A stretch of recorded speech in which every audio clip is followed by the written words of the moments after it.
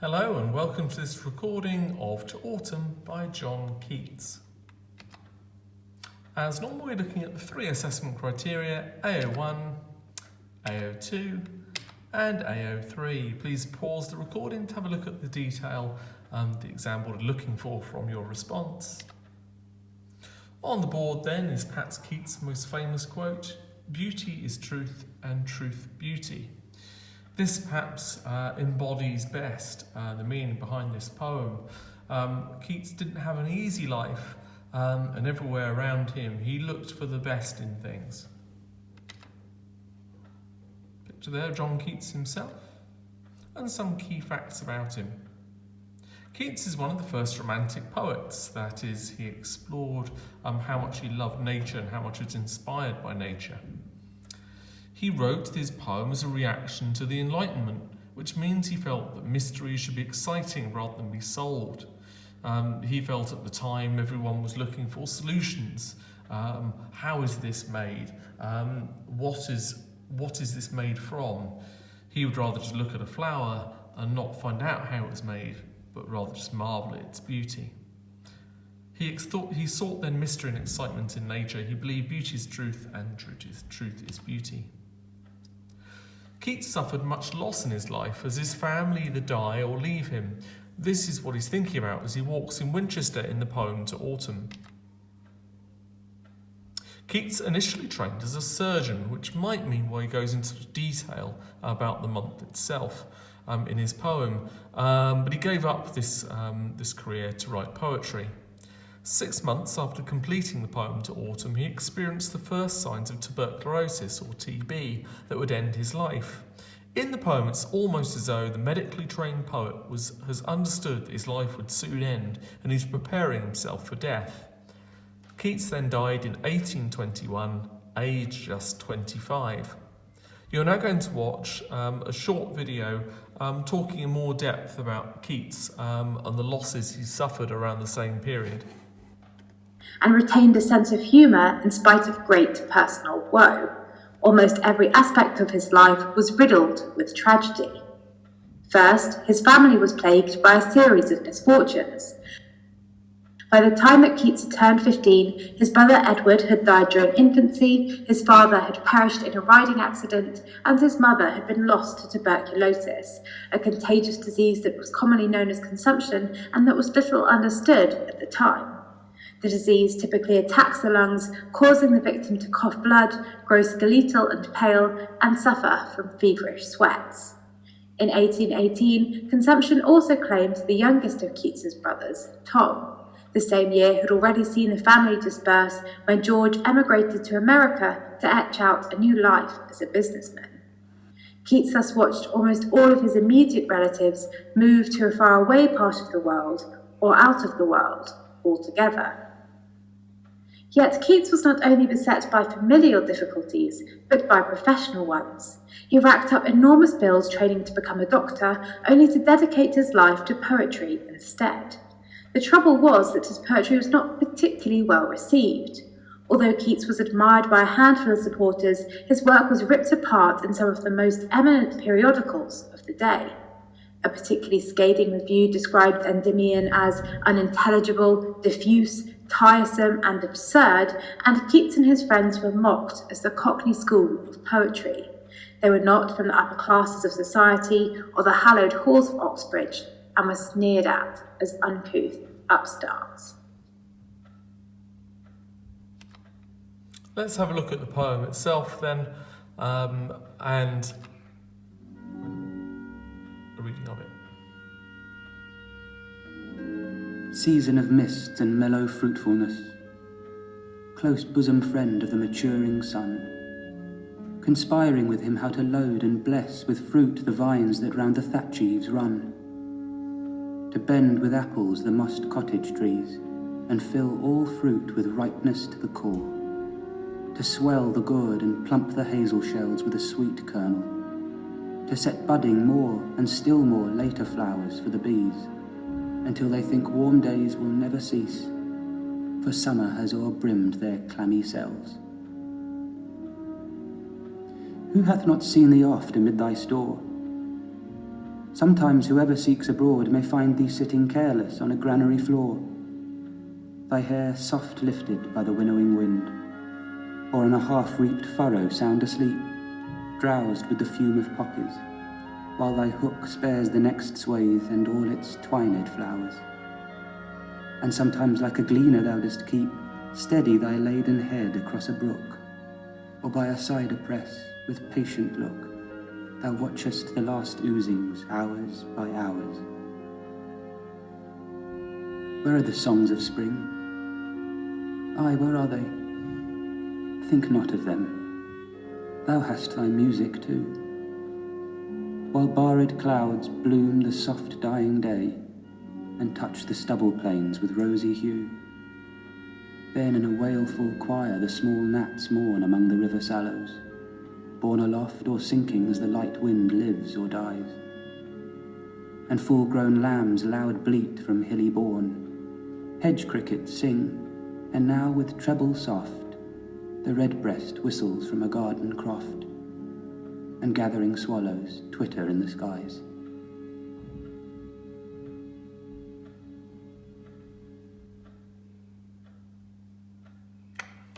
Now let's look at the whole poem then, and add some annotations on both the language and the structure of the poem. If you have a clean copy of the poem in front of you, please stop and start the video to add your own notes. On the internet there are lots of other notes you could gain, so this is just a sample of some things you could say rather than an exhaustive amount. First off then, we have the poem itself, almost written as an ode, as if it's addressing autumn directly, as if it's writing a letter to autumn itself, basically saying from Keats to autumn how much he loves the season. All odes typically have a 10-line stanza, but this one has 11, giving an example of perhaps how autumn is overflowing as a season. It's so filled with fruit and wonderful different plants that it's too overwhelming for Keats to write about only in 10 lines. It starts with the alliteration mists and mellow, setting a calm, peaceful tone to the poem. The word mist could suggest a mystery, as if Keats is exploring what autumn really symbolises. When you look past the fact that it's perhaps a little bit deathly, when things are dying, ready for winter, Keats instead focuses on a much more peaceful nature of autumn, the fact that many of the plants are overwhelmed with fruit rather than dying off. Keats uses lots of links to romantic views of village life. You can see moss-coloured trees, thatch eaves run there, setting up the scene of peace and tranquility far away from the industrial cities that were springing up at the time. He repeats the word more consistently through the poem, and then exaggerates this through over-brimmed. All imply that autumn is simply has too much to offer. The harvest at autumn time is plentiful for everybody. There are links to the cycle of life here, in this case the word beads, suggesting then growth and renewal. Autumn will go, spring will come along again, and so the cycle will continue. The seasons here are also mentioned, both summer and autumn. They are personified as if they are working together to heal the world or make the world a better place. At the end of this stanza, we have a reference to honey, the clammy cells, the cells of the bee's home, filled with sticky honey, suggesting once more the overflowing of joy and natural goodness at this time of year. The second stanza is written in iambic pentameter, which means there's 5 beats per line, to make it sound rhythmic and natural, giving it a natural sense or a natural rhythm as the world slowly turns beneath Keats's feet. The first 4 lines use A-B rhyming scheme before this disappears as Keats gives more depth and then ends with a rhyming couplet that highlights the wonders of autumn, yet also shows the season is breaking down. So the beginning of the poem sounds very beautiful, it rhymes, and so does the ending, but the middle section shows potentially the decay happening at this time of year as well. Now then, the theme of sadness slightly creeping into his writing. There are lots of words here, perhaps a lexical set that links to relaxation and sleeping, as if autumn is a tired time of year, as if autumn itself has been to fall asleep from working too hard. The rhetorical question at the start of the stanza implies Keats doesn't believe that others haven't noticed how wonderful autumn is. Do other people not realise the beauty of the season? Are they too busy contemplating winter? The half-reaped furrows suggest tiredness the farmers have after the harvest, as they begin to tire after a long year working. The stanza ends with the emotive language oozings, suggesting the last drops of life are being used as nature slowly drains dry at the end of the season. And the third and last stanza. The stanza starts with an almost desperate plea for life to return, but also despair as Keats realises how far away spring is. He asks, "Where are the songs of spring?" and leaves it for us to answer. The auditory images used are used throughout the poem. Choir, song, sing, treble all suggest the state of religious spirituality, as if we're seeing more than just the end of a season here. This perhaps then all links to a celebration of some kind. The oxymoron, wailful choir, suggests the tone of a funeral, as if nature mourns its death at the end of another year. The tone here is gentle and relaxed, as it was in the first stanza, as if the season and the poem itself is slowly winding down towards wintertime. The poem ends with a sense of hope, the word twitter, as the birds gather, perhaps suggesting the coming of spring and new hope in Keats himself. Then, to summarise, let's look then at who the poem is about, what it is about, and why it was written. It is an autobiographical poem as Keats walks through a wood and thinks about the wonders of autumn. In the poem, Keats explores the fruits of the season and finds himself thinking about the season in three different ways. He first, in stanza 1, looks at the harvest. Then, in stanza 2, he looks at the season as a woman in hibernation. And lastly, in stanza 3, autumn is then dying and winter begins. Why was it written? Keats uses autumn to look at his own feelings of grief and sadness, but also at hope and love that autumn brings. As normal, we're now going to look at 3 key quotes. As these appear, please pause the video and write down the notes around them. These are kind of the bare essentials you'll need for the actual test. So quote number 1.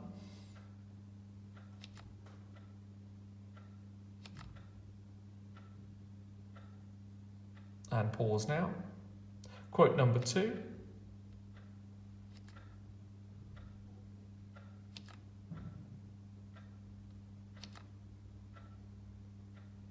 And pause the video now. And quote number 3.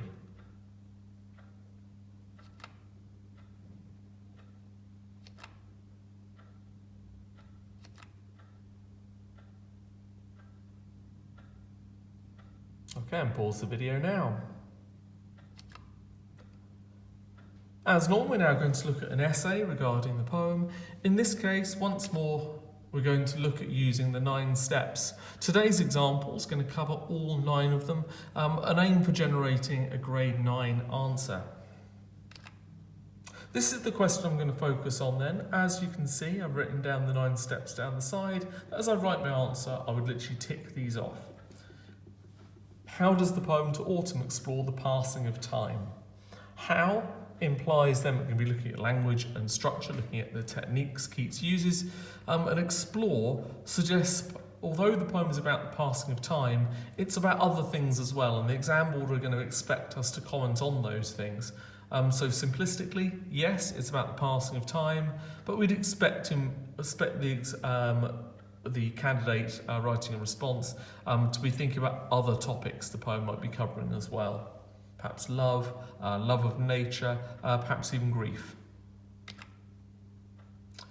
Here is then our opening or introduction paragraph. The Ode to Autumn explores Keats's reaction to a lesser season. Simplistically, we see autumn as a beginning of death. In this case, this was personally true for Keats, as he appears to contemplate his own upcoming death as he began to suffer from TB. However, Keats bombards us with imagery of life and pregnancy. On deeper thought, the poem is filled with vibrancy and quietness of life. As an ex-surgeon, Keats is perhaps dissecting the season, looking at its parts as the season passes. You'll notice here I've deliberately linked context in 3 different ways, using what I know about Keats to help my answer. I've deliberately commented on the simple meaning of the poem and then gone on to comment on the deeper meaning behind it. This should take maybe 5 minutes to write in the actual test. Practice will see you achieve that. Paragraph number 2 then. This is now focusing on the beginning of the poem, or stanza 1 of the poem. Notice its length, how much detail it's going into, and if you were to highlight your own copies, you might well see how many quotes are being used here. From the outset, or from the beginning, Keats offers a descriptive sentences to give us, the reader, a sense of wonder at the season. He wants to remind us, again linking to the reader, that even in the face of death there is a world of life. Notice at this point in my response I haven't yet used any quotes. These are all points that I want to make to the exam board. I then start analysing the poem then, looking at the different language being used and the kinds of words that Keats deliberately uses to great effects. He uses soft, peaceful consonants such as mellow, mists and maturing to suggest a season of mystery and tranquility. The line, close bosom friend of the maturing sun conspiring with him, challenges us, the reader, with an intimate relationship between the speaker and the season, and or perhaps even God. This line is important as it reflects that Keats wants us to think of the seasons, not as passive moments in time, but as people we can interact with. The phrase, maturing son, perhaps suggests Keats is thinking of himself growing up and becoming a man. He has a new perspective on life after his brother's passing. The noun son implies brightness and hope, yet could also be Keats himself as a son of God. The tone here is reflective, with the enjambment forcing us, the reader, to slow down our reading of the poem and study the beauty of the season. Overall, at the beginning of the poem, we are left feeling both positive about what autumn brings, but there is also hints of darkness and depression, clammy cells. Here you can see then I've analysed a quote. I've got my original quote here, and then I've begun to look at individual words here and here. In this section here, I've begun to look at the tone of the poem and then why the enjambment's been used in particular places. I then give a brief summary at the end about how the reader might feel by the end of the first section. I'd repeat the same level of skill for paragraph number 3. In this case, I'm looking at the middle of the poem. As the poem develops, Keats personifies the season, offering a much more sombre tone as he describes autumn as a sleeping lady or a mother who's tired after giving birth to the many fruits in stanza 1. Notice I'm linking to the previous stanza here, showing how Keats is developing his meaning throughout the poem. A lexical set such as careless, soft-lined, sound asleep, all suggest a tired parent, but also a season that's worn out and becoming alive, yet lifeless. The tone has also changed to something more aggressive and immature. The son is now angry at the parent asleep. The last line is perhaps most depressing. Last oozings, hours by hours, as it implies the slow, almost painful passing of time. The emotive oozings suggests something quite disgusting and slow, like the dripping of blood from a dying body, indicating that, as time passes, autumn is slowly coming to an end. Notice this middle section is quite short. I've deliberately just gone into a particular group of words and then thinking about the tone of the poem and how that stanza ends. I'm aware in the 20 minutes I've got to write my whole answer, doing all of steps 1 to 9 isn't achievable. So I've edited down to the best ideas I have, and I've practiced writing out at home to make sure I can actually do it in the time limit. The end then, last stanza of the poem now analysed. By the poem's conclusion, Keats appears to lose some of the control he had at the start, again linking to the rest of the poem here, and links to death become more apparent. Words such as soft dying and wailful choir suggest a more desolate tone with a much more open link to death. Nature is still singing, but it is more like empty, joyless singing at a funeral. He uses a symbolic lamb to signify new life and rebirth, a religious symbol of purity and innocence. He ends his ode with "gathering swallows twitter in the skies," suggesting the new life will start again and we must endure death first. The verb, twitter, both suggests something insignificant and something pleasant. Nature is still singing and happy, but the noise is also quiet and calming. The onomatopoeic language, onomatopoeic means sound words, the onomatopoeic language conveys the message of the poem, peace as well as sadness at the passing of the season. The full stop at the end implies to the reader that death is inevitable and reminds us that, after time passes, an end is coming, the constant in Keats's mind at the time. Once more, I've analysed a word, I've looked at particular parts, and I've begun to group words together that have similar effects. I've deliberately chosen to focus on the end line of the poem, because in most poems that's significant, because that's where the writer has deliberately chosen to end rather than going on to a new stanza. There's a very good chance in your exam it's probably going to be the end line you're going to be commenting on in paragraph number 4.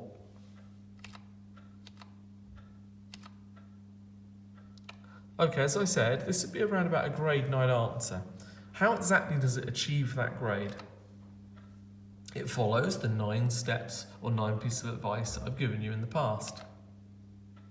It makes links between the stanzas and states how each one develops the message of the poem. It recognises then that all the stanzas aren't individual, they're all flowing from something that came before.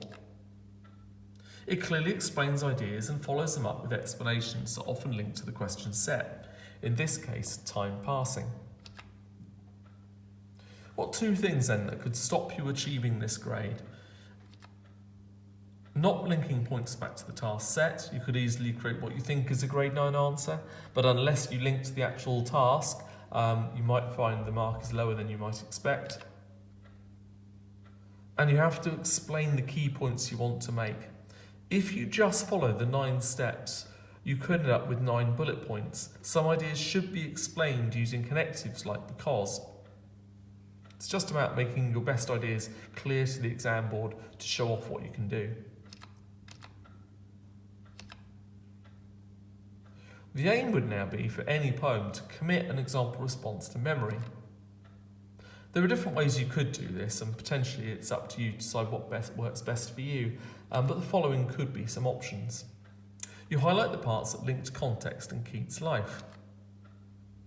You look at the way each paragraph opens and connects to the one before, so looking really closely at those opening sentences or the points, as represented by number 1 on our 1 to 9 scheme.